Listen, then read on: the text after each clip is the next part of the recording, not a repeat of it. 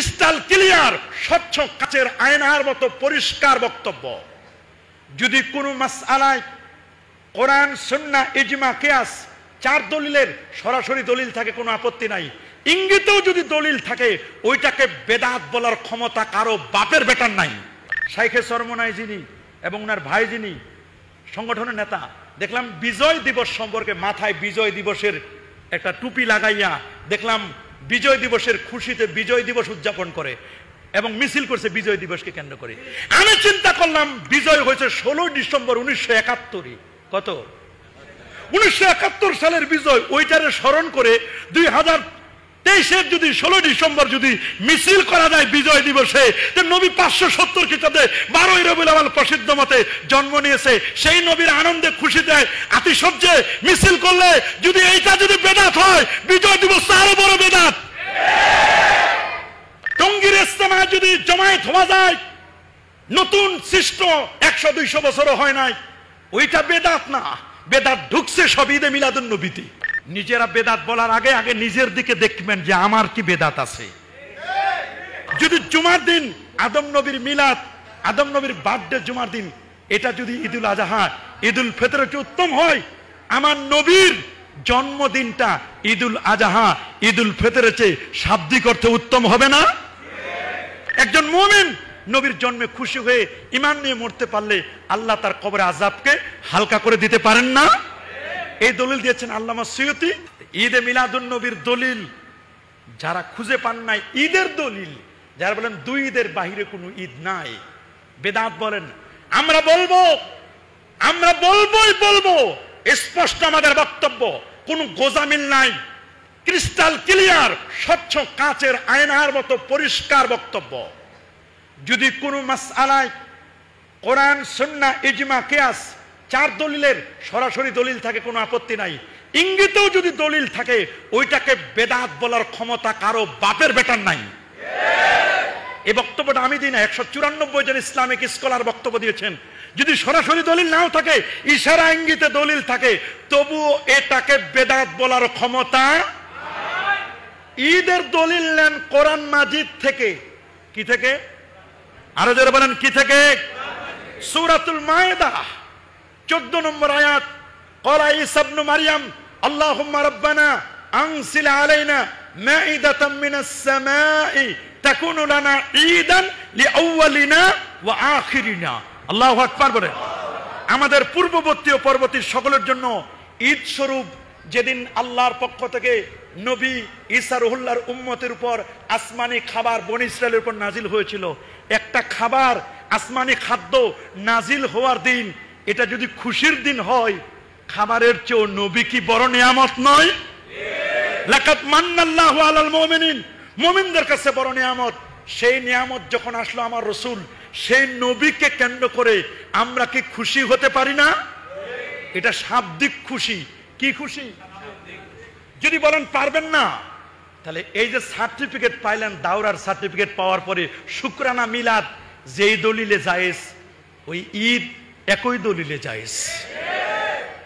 Certificate পাই যদি শুকরানা মিলাদ করা যায়, লং মার্চ করা যায়, একটা ছেলে কোরআন তেলাওয়াতে 1st, 2nd, 3rd হয়ে বাংলাদেশের গৌরব অর্জন করে বিদেশে কুয়েত, কাতার, সৌদি আরব, মালয়েশিয়া, ব্রুনাই এই সমস্ত দেশে কোরআনের প্রতিযোগিতায় অংশগ্রহণ করে যখন এয়ারপোর্টে আসে, এই এয়ারপোর্টের ছেলেদেরকে কোরআনের প্রতিযোগিতায় 1ম হয়েছে, 2nd হয়েছে, 3rd হয়েছে, এদেরকে রিসিভ করার জন্য যদি ফুলের তোড়া নিয়ে, ক্যাপস পরে, খোলা জিবে, মাইক নিয়ে, ঘোড়ার গাড়ি নিয়ে, খোলা জিবে করে মিছিল দিয়ে দিয়ে খুশিতে ছেলেটাকে যদি কি করা যায়, রিসিভ করা যায়, অভ্যর্থনা জানানো যায়, রাস্তাঘাট বন্ধ করে জনগণকে কষ্ট দিয়ে খুশির ঠেলায় সালে তাকরিম ফার্স্ট হলো, নাজমুল সাকিব, এটা আমাদের দেশের গর্ব, এরা কারি, এদেরকে যদি রিসিভ করে খুশিতে মিছিল দিয়ে দিয়ে আনা যায়, আমার নবীর জন্মে খুশি হওয়া যায় না? আমি দেখলাম অনলাইনে, আমার চোখের সমস্যা হতে পারে, তবে ডাক্তার বলছে আপনার চোখের কোনো সমস্যা নাই। ডাক্তার আমাকে বলছে চোখের কোনো সমস্যা নাই, তো এটা দেন কেন? এটা দিলে ক্লিয়ার দেখা যায়, বলে একটু 40 হয়ে গেলে, 40 ছুঁই আমার বয়স যেহেতু, এই জন্য ডাক্তার বলছে যে না, এখন চশমা ব্যবহার করলে আপনার জন্য ভালো হবে। তো এই জন্য চশমাটা দিই। আমার ডাক্তার বলছে চোখের কোনো প্রবলেম নাই।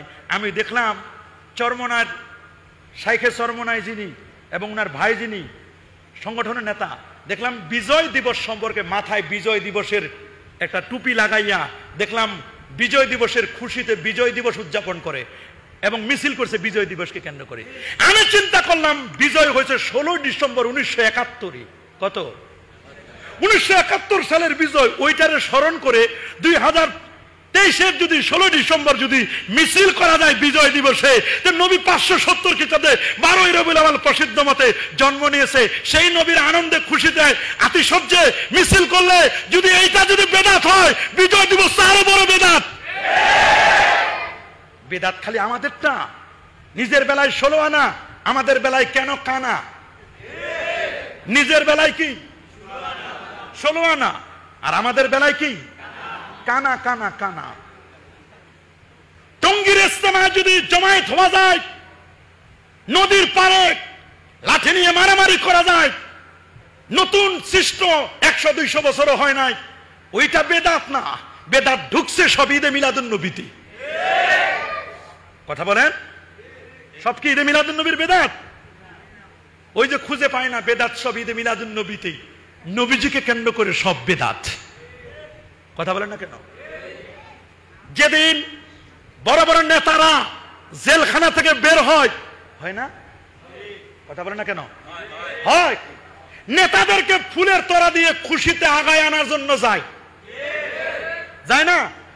খুশিতে খোলা জিভ নিয়ে যায়, নেতাও খোলা জিভে বক্তব্য দেয়, বক্তব্য দিয়ে কি খুশি, সমস্ত নেতা কর্মীরা খুশি। ওই সময় খুশি উদযাপন করা যায়। আমার নবীর জন্মে শুধু একটু খুশি উদযাপন করব, এটাকে বেদাত বেদাত বলে দাও।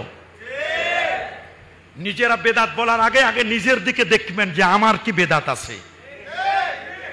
2 নম্বর দলিল, 1 নম্বর দলিল দিলাম সূরাতুল মায়েদা, 2 নম্বর দলিল এটাও সূরা মায়েদার 3 নম্বর আয়াত, আল-ইয়াওমা আকমালতু লাকুম দীনাকুম ওয়া আতমামতু আলাইকুম নি'মাতি ওয়া রাদিতু লাকুমুল ইসলাম দীনা। এই আয়াতে তাফসীর করেছেন ইমাম তিরমিজি। আল্লাহু আকবার বলেন, আর আল্লাহু আকবার। 3044 নম্বর হাদিস, সহিহ বুখারী প্রথম খণ্ড 24 নম্বর পৃষ্ঠায় 45 নম্বর হাদিস। আল্লাহু আকবার বলেন। আন ওমর ইবনুল খাত্তাবি রাদিয়াল্লাহু তাআলা আনহু আন্না রাজুলাম মিনাল ইয়াহুদ, ওমর ইবনুল খাত্তাব থেকে হাদিসটি বর্ণিত। ইহুদি এক লোক বলল, ইয়া আমিরুল মুমিনিন, হে আমিরুল মুমিনিন, আয়াতুন ফি কিতাবিকুম, তোমাদের কোরআনে এমন একখানা আয়াত আছে, তাকরাউনাহা, যে আয়াতটা তোমরা তেলাওয়াত করো, লাউ আলাইনা মাশারাল ইয়াহুদ নাযালাত লাত্তাখাযনা যালিকাল ইয়াওমা ঈদা। যদি আয়াতটা আমাদের ইহুদি সম্প্রদায়ের উপর নাজিল হতো, আমরা এই দিনটাকে ঈদ বানাতাম। আল্লাহু আকবার বলেন। ক্বালা, হযরত ওমর জিজ্ঞেস করলেন, আইয়ু আয়া, কোন সে আয়াত? ক্বালা, তিনি বলেন, ইহুদি বলল, আল ইয়াওমা আকমালতু লাকুম ইলা আখির আয়াত। হযরত ওমর বলেন, কদ আরাফনা, কদ আরাফনা, আমরা জানি, যালিকাল ইয়াওমা ওয়াল মাকান আল্লাযী নাযালাত ফীহি আলান নবী সাল্লাল্লাহু আলাইহি ওয়াসাল্লাম ওয়া হুয়া কায়িম বিআরাফা ইয়াওমা জুমআহ। আল্লাহু আকবার। আমরা জানি আয়াত কবে নাজিল হয়েছে, এটা বিদায় হজ্জে আরাফার দিন। নবী যখন সাহাবায়ে কেরামদেরকে উদ্দেশ্য করে বক্তব্য দিচ্ছিলেন, আইয়ুহান নাস তারাকতু ফিকুম, আইয়ুহান নাস তারাকতু ফিকুম, হে মানব জাতি, আমি তোমাদের মাঝে দুটো জিনিস রেখে যাচ্ছি, লান তাদিল্লু মা ইন তামাসসাকতুম বিহিমা, তোমরা গোমরাহ হবে না, পথভ্রষ্ট হবে না, যতক্ষণ না তোমরা এই দুটোকে আঁকড়িয়ে না ধরবে। এই দুটাকে আঁকড়িয়ে ধরলে তোমরা গোমরাহ হবে না, এই দুটাকে আঁকড়িয়ে ধরো। বসে নবীর উপর ওই দিনে একটা নাজিল হয়েছে, ওটা ছিল 2 ঈদ, এক হলো জুমার ঈদ, আর হলো আরাফাতের দিন, আরাফার দিন ঈদ, 2 ঈদে নাজিল হয়েছে। এটা আমরা জানি, এটা ঈদের দিন। আল্লাহর কোরআনের একটা আয়াত নাজিল হওয়ার দিন যদি ঈদ হয়, আমার নবীর চরিত্র ছিল গোটা কোরআন। আমার নবী যেদিন পৃথিবীতে শুভাগমন করেছে, নবীর জন্মের দিনটা, নবীর জন্মের দিনটা, এটাকে ঈদ বলা যাবে না? বলেন যাবে কি যাবে না? আরো জোরে বলেন যাবে না? সহিহ মুসলিম, আমাদের দেশের কিছু ভাই আছে যারা বলেন যদি ঈদে মিলাদুন্নবী ঈদ হয়, ঈদের দিন তো রোজা রাখা হারাম। বলে কি না? আপনারা বলেন ঈদের দিন রোজা রাখা কি? সবাই বলেন। বছরে 5 দিন রোজা রাখা হারাম। কয় দিন? পরেন ঈদুল ফিতর, ঈদুল আজহা 2 দিন। কয় দিন? আর আইয়ামুত তাশরিকের 3 দিন, 3 আর 2 5 দিন, বছরে 5 দিন রোজা রাখা হারাম। আমার রাসূল তো বলেন নাই যে নবীর জন্মদিনে রোজা রাখা হারাম। হ্যাঁ, নবীর জন্মদিনে রোজা রাখা কি হারাম বলছে? হ্যাঁ, এটা শাব্দিক অর্থে ঈদ। অনেক ঈদ আছে যে ঈদে রোজা রাখা সুন্নাত, যেমন জুমার দিন ঈদ, যেমন জুমার দিন কি আশুরার দিন ঈদ। আশুরার দিনে আমরা রোজা রাখি না, জুমার দিনে রোজা রাখি না। আরাফার দিন ঈদ, এটা বুখারীর হাদিস দ্বারা প্রমাণিত, সুনান তিরমিজির 737 নম্বর হাদিস দ্বারা প্রমাণিত। আরাফার দিন ঈদ। আপনারা আরাফার দিনে রোজা রাখেন না? কথা বলেন না। আরাফার দিনে রোজা রাখেন না? আরাফার ঈদ, জুমা ঈদ, আল্লাহু আকবার বলেন। এই ঈদে রোজা রাখা সুন্নাত। তোমরা যে আমাদেরকে বলো ঈদের দিন রোজা রাখা হারাম, দলিল নাও। সহিহ মুসলিম 1131 নম্বর হাদিস, খেয়াল করবেন, সহিহ মুসলিম 1131 নম্বর হাদিস। আন আবি মুসা আল আশআরি রাদিয়াল্লাহু তাআলা আনহু قال কানা আহলু খায়বার ইয়াসুমুনা ইয়াউমা আশুরা। খায়বারের ইহুদি যারা, তারা আশুরার দিন রোজা রাখতো। ইয়াত্তাখিজুনাহু ঈদান, আশুরার দিন তারা এটাকে ঈদ বানাতো। কি বানাতো? ঈদ বানাতো, ঈদ। ওয়ায়ুলবিসুনা নিসাহুম ফিহি হুল্লিয়াহুম, আর তারা তাদের নারীদেরকে, নিজের স্ত্রীদেরকে নতুন নতুন অর্নামেন্টস পরাতো। ফাসুমুহু আনতুম, এ ইহুদিরা তোমরা এদিন রোজা রাখো। হাদিস দ্বারা প্রমাণিত, সহিহ মুসলিমের হাদিস। ওইটা ঈদের দিন, ঈদের দিন নবীজি রোজা রাখতে বললেন। তাহলে আমরা বলবো তোমাদের নয়, বরং আল্লাহ রাসূলের তরিকা অনুযায়ী আমরা রোজা রাখি নবীর জন্মদিনে। সুবহানাল্লাহ বলেন। দলিল সহিহ মুসলিম 1162 নম্বর হাদিস, প্রথম খণ্ড 364 পৃষ্ঠা। আন আবি কাতাদা আল আনসারী, আন আবি কাতাদা আল আনসারী রাদিয়াল্লাহু তাআলা আনহু আন্নাহু قال ان رسول الله সাল্লাল্লাহু আলাইহি ওয়াসাল্লাম সুইলা আন সাওমি ইয়াউমিল ইসনাইন, নবীকে সোমবার দিন রোজা রাখা সম্পর্কে জিজ্ঞেস করা হলো। নবীজি বলেন ফিহি উলিদতু, সোমবার আমি নবীর জন্ম। ও ফিহি আমুতু, এই দিন, ঈদের দিন রোজা রাখা যাবে। ঈদের দিন কি করা যাবে? শাব্দিক অর্থে যেগুলো ঈদ।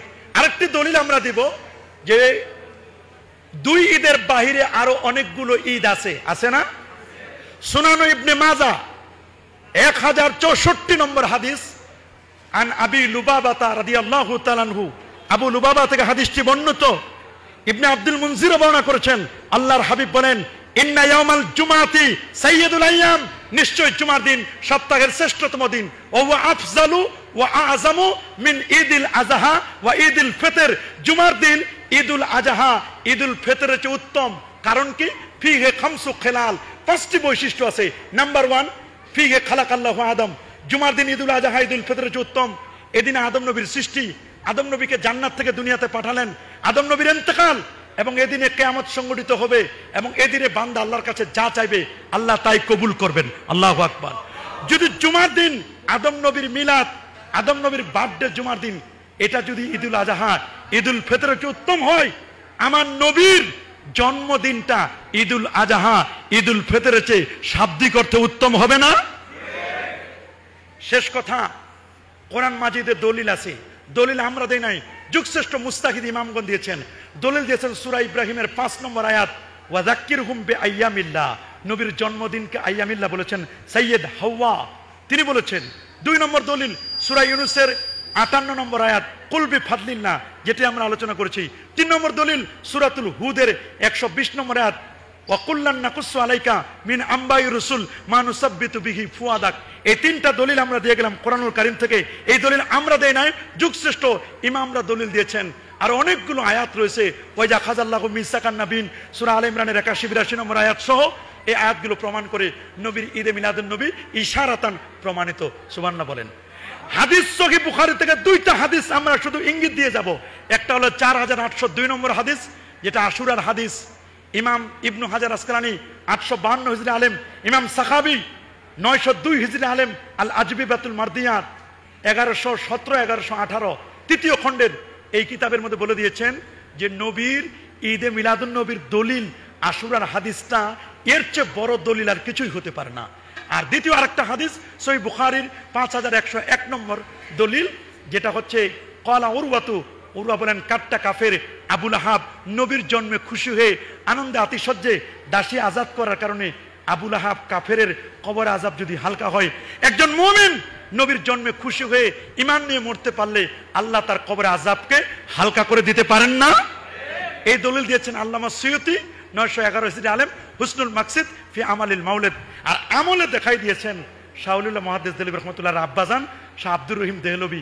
তিনি বলছেন প্রতি বছর ঈদে মিলাদুন নবী করতাম, এক বছর কোনো খাবার দাবার পারলাম না, কতগুলো বুট, ছোলা বুট, চনা বিট বুট আমি জমা করেছি, ঈদে মিলাদুন নবীর পরে অনুষ্ঠানের পরে সবার সামনে দিলাম।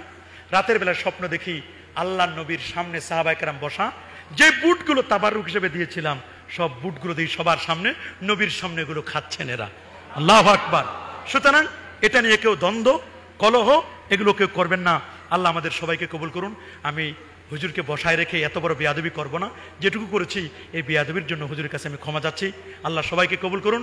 ঐক্যবদ্ধ হয়ে আমরা যেন কাজ করতে পারি। হক্কানি রব্বানি পীর মাশায়েখগণ তারা মিলাদ করেছেন, ক্যাম্প করেছেন, ঈদে মিলাদুন নবী রেলি করেছেন, আমরাও করব, বাড়াবাড়ি করব না। আমার দুধ ভালো, আমার দুধ ভালো এটা বলবো, আরেকজনের দই দুধ টক এটা আমরা বলবো না, নিজেরটা ভালো বলবো। আমাদের দলিল আছে, আমরা আমাদের দলিলের নিরিখেই করি। সমস্ত দেওবন্দীদের মুরব্বী হাজি আমদাদুল্লাহ মহাজিরি বক্কি বলছেন, मैं फकीर मशरब ये है, मैं हर साल मिलाद और कैम्प करता हूँ, मैं कियाम में बेहद लुत्फ लज्जत पाता हूँ। প্রতি বছর আমার বাসায় মিলাদ করি, ক্যাম্প করি, নূর নবীর তাজমে সম্মান করি, ইজ্জত করি, সালাম জানাই, এতে মজা পাই, স্বাদ পাই। তোমরাও মজা পাবে, তোমরাও স্বাদ পাবে, খালি বেদাত বলো না, স্বাদ পাবা। আল্লাহ সবাইকে কবুল করুন। আমি সাবের কাছে দোয়া চেয়ে, আপনাদের কাছে দোয়া চেয়ে আমার অসমাপ্ত বক্তব্য এখানে শেষ করছি। ওয়া আখিরি দাওয়ানা আনিল হামদুলিল্লাহি রাব্বিল আলামিন। আসসালামু আলাইকুম ওয়া রাহমাতুল্লাহি ওয়া বারাকাতুহু।